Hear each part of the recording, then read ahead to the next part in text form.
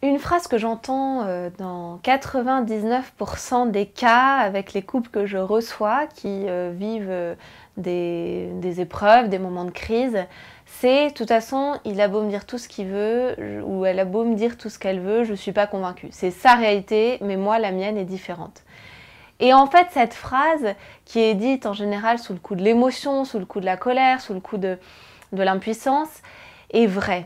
C'est-à-dire que dans les couples, et que ce soit même pas forcément le couple, mais ça peut être aussi une relation amicale, ça peut être une relation parent-enfant, chacun va avoir sa réalité de la situation.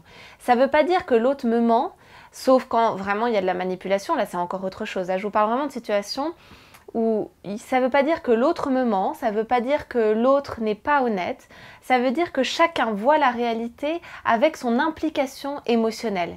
On peut avoir une même couleur, la couleur sera vue différemment selon le regard de la personne. Et bien dans les événements, et pourtant ça ne veut pas dire que la personne me ment, on est d'accord pour dire bah tiens c'est drôle, on ne voit pas la même couleur.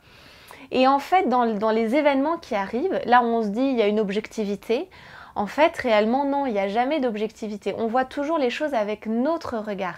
Et là où une situation peut paraître drôle, pour quelqu'un d'autre, ça peut paraître très blessant. Vous voyez, il y a plein d'événements comme ça. Selon l'ampleur émotionnelle qu'on va mettre, la situation va être vue de façon différente. Donc attention, parce que quand il y a des épreuves que vous vivez avec une personne, en fait, il faut savoir que ce que vous dira la personne ne vous satisfera jamais. C'est-à-dire que si on ne et c'est en ça où l'empathie est tellement important, et c'est pour ça que j'en parle souvent, c'est que si on ne passe pas par l'empathie, on a deux visions différentes de la situation et on n'arrive jamais à trouver un accord. Et donc l'explication que l'autre va me donner ne sera jamais satisfaisante.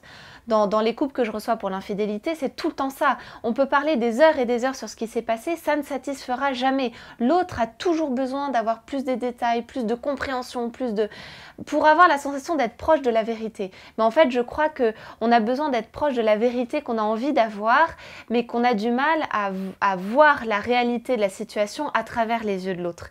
Et ça, je crois que c'est un travail très important à faire en couple, parce que sinon, on tombe toujours face à des désaccords qu'on interprète comme une mauvaise volonté, comme un mauvais esprit, alors qu'en réalité, on a juste deux états émotionnels très différents.